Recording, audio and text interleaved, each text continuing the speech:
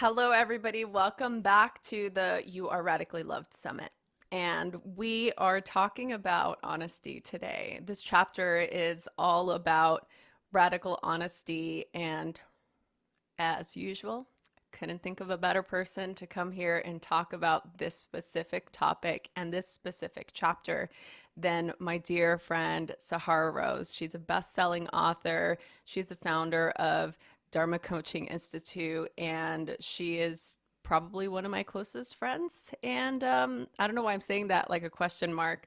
I really value her honesty and her opinion, just personally in my own life. And um, she really truly is somebody that embodies what it's like to have an honest relationship. I have known her for several years now, and she's consistently been that stronghold in my life. So without further ado, here's my conversation with Sahara Rose. This is sort of the free for all conversation because, hi, my friend is here. Sahara Rose, welcome. Hey, so happy to be here. You're always so happy to be here. I wish that I had that same, like every time you show up, you're always like ready and you're like into it and you've got that grace. How do you do this? Tell me all your tricks. I think I genuinely love the spontaneity of a conversation. And that's what I love about podcasting. It's like right now, I just asked you a question. I'm like, so should I tell a story or are we having conversation? You're like, I don't know, record. And I love that because it's like we don't even know the direction that we're going to go. We And have that no to idea. me is really exciting.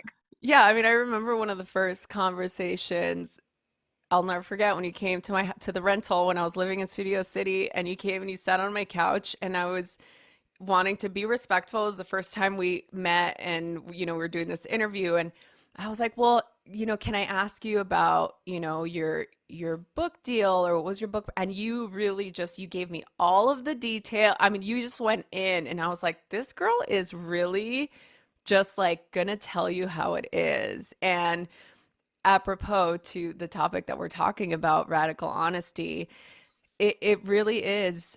You've been so consistent in my life, just being that person that's always going to tell me the truth, whether I want to hear it or not, whether I agree with it or not. And I really love that about you. I love your ability to just be that genuine, authentic, real, honest self. And I know it's something that's really hard to come by. And so yeah, I wanted to just see what happens. Let's just have a conversation. It's uh here we're talking about specifically chapter 8 in You Are Radically Loved.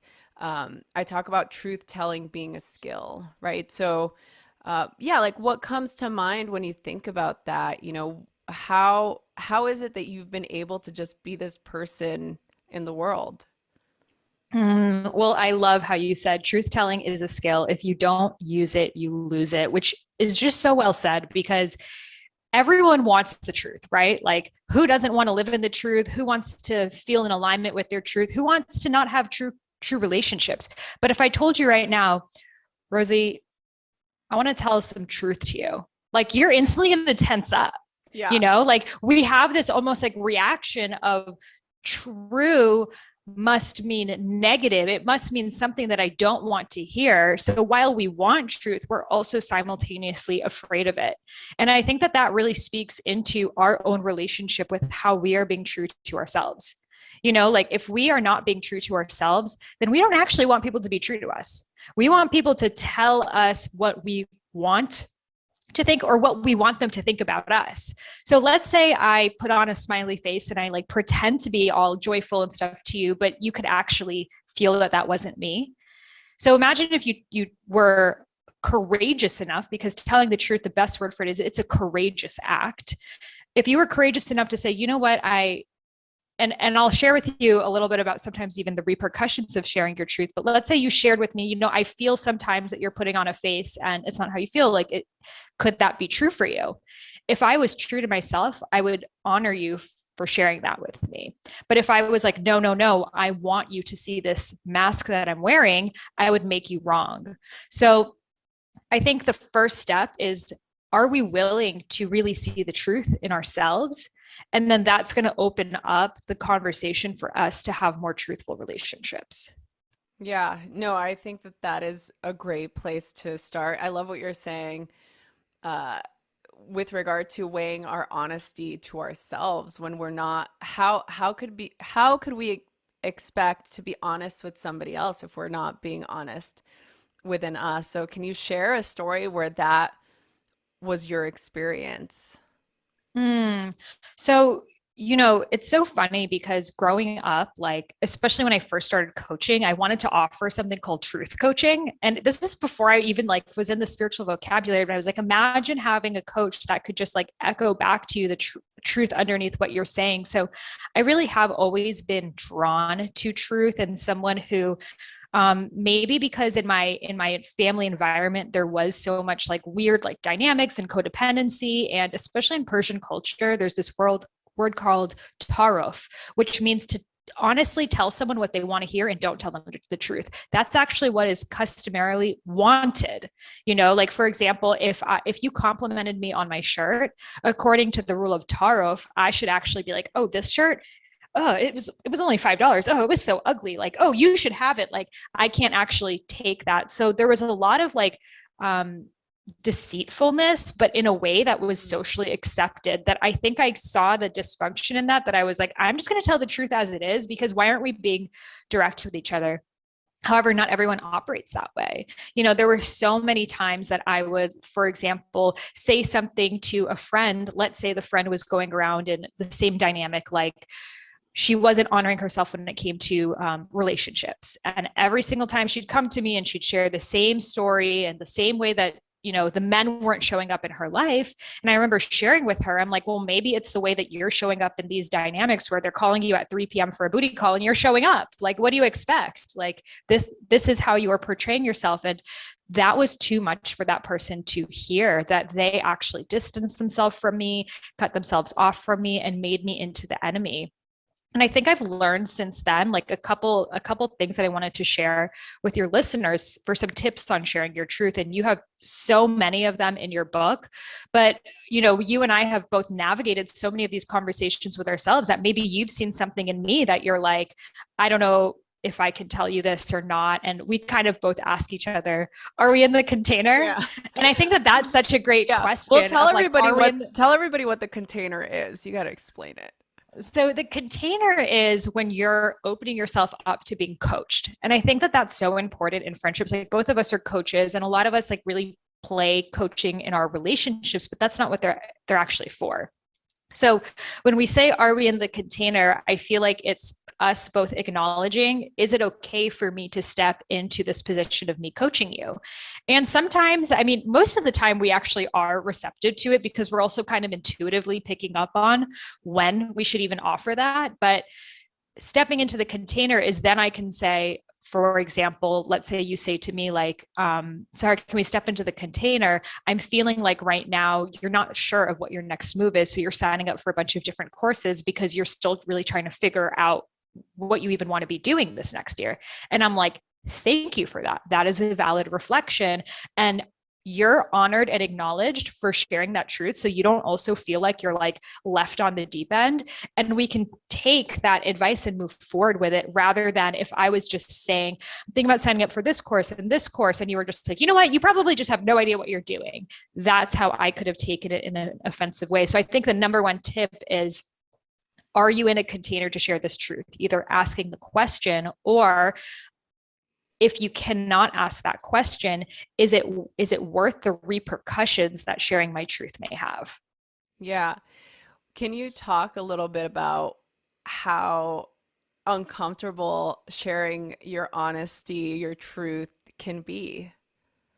What do you I do? What do you do in a situation where, I mean, for you, maybe it's not uncomfortable, but it does take courage. I know that we've both been in situations where it requires a certain amount of discomfort. So can you speak to that a little bit? I mean, I think you shared it so well in your book. You wrote, it's okay to appreciate yourself. It's okay to desire for yourself. It's okay to be yourself. It's okay to make mistakes, and it's okay to express yourself. Like just that says it all. If you're actually honoring these things, Is me sharing my truth appreciating myself? Is it honoring my desires? Is it not making me wrong for feeling some type of way? Then it's the natural response to share the truth. The only times that we wouldn't share the truth are the times that we think it's not okay to do any of those things. Yeah, which we are conditioned, right? And I even in a cultural thing like the one that you talked about, Taruf, right? Is it Taruf? Am I saying it right? Tarof, Taruf. yeah. It's so interesting because we, especially Hispanic cultures, are taught that telling the truth sometimes is disrespectful, right? It's looked at as something that is being disrespectful to the other person. You have to always mind your manners. So basically your feelings are discredited. How you feel, your truth is subservient to making somebody else feel better or feel good. And again, what does that teach you for yourself? I think that for me, finding that towing the line between how can I be loving and still share the truth while at the same time acknowledging the difficulty it could be for the other person at the other end, right? So I try to be mindful about doing that.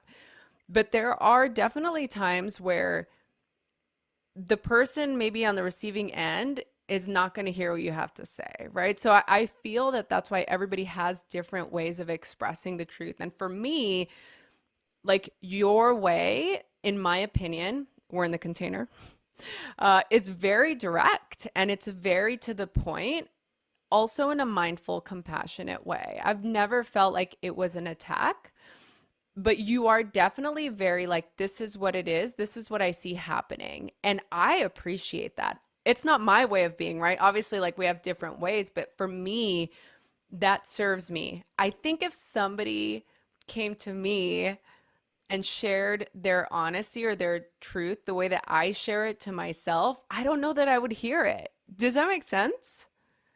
And I think that's what happens. And you're totally right. We each have our own unique way of sharing the truth. But really, a lot of the ways that we share it, when we feel like we need to like coat it around in honey and then a layer of sugar and then a layer of confettis, it's because we don't feel safe telling the truth. We are afraid of what might happen. And what might happen is that person doesn't take it well and they may withdraw. They may ghost you. That is an actual possibility that needs to be considered. It may result in a relationship with a poor dynamic in it. Like you shared in your book, when you are unable to tell the truth, that results in one fundamental issue, the inability to feel loved. So it's like, if I share my truth, that person might not like it, but then does that person actually love me? Mm. Is this actually a loving relationship when it's based off of me not being honest with myself? And would you actually want to be in a friendship with someone who wasn't being honest with you? Yeah. Yeah. It's true. Wow. It's so much nicer when it's coming from your mouth than when I say, sometimes you say something and then you hear it back and you're like, oh, that actually Girl, makes a lot your of book is sense. profound. It was like dropping gems. Like everyone, you need to have this on your nightstand just to like wake up in the morning and like enlighten yourself up for the day. But and you know me, I tell the truth. But Yeah, she you know, does. I think that also like we have this feeling, yeah, that if I tell the truth, I will be abandoned. And Yes. to really look at what it is underneath that. If all of your relationships are relationships that you can't be truthful for, you're not in genuine relationship. You're not Mhm. in genuine friendship. You are putting on a mask and putting on a persona, which often comes down to our inner codependent tendencies. And often if you are a people pleaser, you probably were a parent pleaser at some point. Whichever parent it was growing up that you felt like you needed to please them or be there for them, you've picked up this tendency that I need to change and shape shift who I am to get other people to like me. Therefore, there's no space for my truth. Therefore, most won't even think about what their truth is because that's too scary. Because it's easier for me to live in a lie sometimes than for me to actually look at, like, wait, is this friendship based off of us like talking about old memories that happened 10 years ago? But if I met this person today, we probably wouldn't even be friends. Is it actually serving either of us to be in this friendship or relationship or business partnership or any kind of dynamic? And when you tell the truth, it sets both parties free because chances are they have felt the same way, but neither of you have felt comfortable or safe enough to share it. And the thing is, when there's an undercurrent of dishonesty in any relationship, it's inevitably going to blow up in some sort of situation. So, one of the most empowering things you can do is speak your truth before you need to, Mm. before it's something that you're like, okay, I can't hold on to this any longer, because that's when you're charged up. That's when all of the emotions are around it, and you may deliver it in a way that's not actually like factual with what happened or compassion about how they feel. It's like at this point, you're livid, you're gassed up, and you might not say things that are actually even honest to yourself. So I think practicing micro ways of being honest, that, for example, I think sometimes, especially in female friendships, we feel like we always need to agree with that other person. Like, for example, a little thing. The other day you sent me your Balenciaga shoes. You're like, do you like these? I'm honest with you. I'm like, I'm not a sneaker person. I've been wearing the same sneakers for the past 10 years. I can't tell you because I have no idea. I don't wear these things. Let me ask Steven because he actually knows a lot about sneakers. And I even shared with you that he said Yeah. that they were extra. Yeah, totally. What, was that helpful for you, or did you take Yeah, offense to that? well, they were not obviously, they were a gift from one of my students, one of my fancy students. And I was like, man, these are, yeah, I thought they were extra as well, but I'm like, I don't know, like, can I wear this? And so obviously, yeah, you send it to your friends, but I thought it was actually hilarious. And I love it was very, yeah, it was straightforward feedback. It's like they're extra, but I can't remember what the rest of it was that the With the right God said. outfit, With the you right could wear outfits. them. Oh, styled right. If these are styled right, they could work. And I'm just like, okay, I'm never gonna wear these ever again. But I'm but like, here's but and no, but honesty doesn't mean it's like a no either. It's like yeah, you were it's just bouncing back. I wanted to know. And again, I knew that I would get the honest response, and I did. And I was not attached to it. But even if I was attached to it, even if I was like, oh my God, I waited 2 years to save up to buy these sneakers, and and I sent it to one of my besties, and she said, these are, I don't know, it's like not for me. Am I going to be absolutely gutted? I'm sure there's a part of me that would be like sad about it, but it's not going to ruin anything. It's like I appreciate the honesty, and for me it's like, yeah, you just share your truth. I've always felt I guess I've always felt really secure with the things that I do and choices that I make. And I really do believe that it's been the process that I write about in the book. It's how do you feel supported enough and empowered enough within yourself so that, yeah, I want my friends' opinions. I want to know when I'm doing a book launch or when I'm, rebranding, I want to hear my friend's opinion. Why? Because they know me, especially this one, she knows me very well. I want her opinion, especially when I'm doing branding or I'm doing something that is representative of me, because she will say, I don't know, it might not be her style, but she can say, this is very true to you. And that's all I need, right? Like I need to just know the truth of where they are. But at the end of the day, I have my own agency, and I can decide, okay, like I know that they're not her cup of tea, but I'm still gonna rock these sneakers, and it's not gonna make me feel any way, Um, or I'm gonna choose this design that wasn't her favorite. She gave me her opinion. Maybe she didn't love it, but I love it, so I'm gonna go with it. I think that it's more a matter of um, feedback, right? Like just getting that honest feedback from your people. Especially when things like that, I guess for me are just sort of like surface level. They're superficial, right? Like, yeah, we're going to give each other these opinions of like, yeah, maybe that's not my favorite, or that's not really the vibe, or let me send you some real flowers because you need real flowers in your place. You know what I'm saying? Like that kind of thing where it's, you know, we have different ways of being in the world, but when it comes to feedback about having an emotional experience or somebody that's in your life that we feel a certain way about, or we're doing something that may not be serving our highest good, or we're needing some sort of guidance, or we can see that the other person is struggling, or maybe there's some type of insight that you aren't seeing. It's like our friends, the people in our lives, the relationships in our lives are there to help give us that feedback, to help like lift that mirror to us. And when you have good people in your life and you have people that practice radical honesty, that can be truthful in a very skillful way, it's a gift, you know? I mean, like, I am so grateful to have somebody in my life that can share all of the ways, right? You can share, yeah, this is this, or that's that, or I wouldn't do this. I mean, I've had voice notes from me being like, I don't know that I would do it this way, you know, and I value that, you know, because I also have to be able to uh, get out of my egoic self, right? That part of me that feels autonomous, that feels has the agency, and I feel uh, very committed to my resolve. If I'm too committed, there's a little bit of ego involved, right? Then I'm a little bit closed off to hearing what the other has to say. If I'm not committed at all, then I'm sort of flailing about in this sea of trying to make a decision, right? I'm at the fork in the road and I don't know which way to go. And I'm asking everybody to help me make a decision.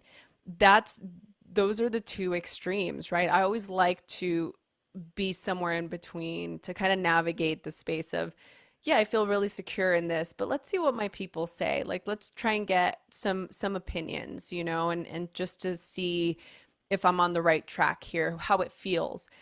And something that you've always said that I really love is, how does that feedback feel in your body? Like, this is also part of our process to taking in the truth. How does it feel in my body? You know, does it feel good? Does what you say feel good?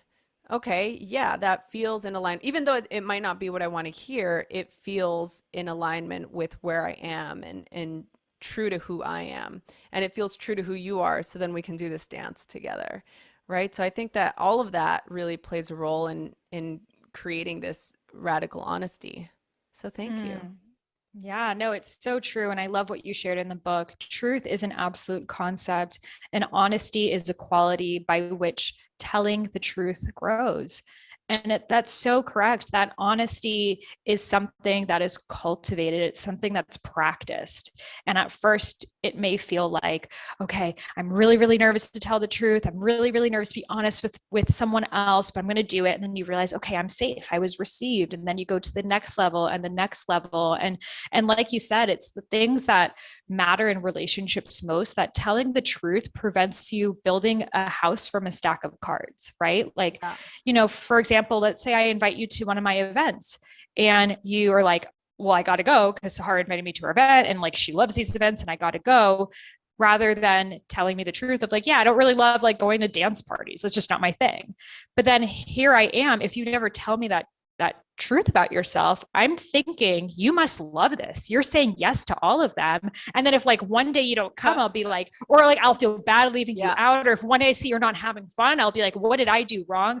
Rather than you gave me the honesty of like, I love that you want to do more dance events and, retreats and shamanic activations. And like, I am applauding you from afar. Like, I'm not going to be there because it's not my thing, but I love that for you. And it's freeing for me because it's like, I can share with you my excitement, but I'm not waiting for your approval. And I'm definitely not expecting you to want to do everything that I want to do just because you're my friend. Right. And I love that. And again, I love that we're able to say that without feeling like, oh, I don't want to tell Sahara this because I have to keep going to these things because I don't want her to think that I don't love her, you know, like, so the fact that we're able to yeah, just be like, oh no, this is amazing. And there is a comfortability that I really strive for in my relationships. Like I want to feel comfortable. I want to feel at ease. My relationships, especially with the people that I love, should feel expansive and should feel like fulfilling. Like this is filling my well. This fills me up. It shouldn't feel like a to-do list. It shouldn't feel like a task. It shouldn't feel like it's something I have to do. It's like, no, it relationships in your life should feel like they're putting energy in, helping your vitality, making you feel supported in the most profound way, not depleting you. So obviously we can keep going. I want to be respectful. I think that's a great sort of like taste tester for this chapter. Where can people go for more information? To your book. I mean, to chapter 8 of your book, you are radically honest. It has all of the information right there. You got to read this whole book. But honestly, and what I really want to acknowledge about you, Rosie, is that you carry so much love in everything that you do. And I love the way that you share truth because it really is so compassionate. And you also go there. You also, will tell it as it is, but you just do it in your unique way that it's like it feels like a hug with a little pinch in the back. And I like that about you. A little like hug with a little a A little little ass grab. yeah, a little ass grab, maybe a little slap in the butt. Oh, good. That makes me feel good. Thank you so much for saying that. Where can people go for more information? Where can they go sign up to be a Dharma coach? Tell us.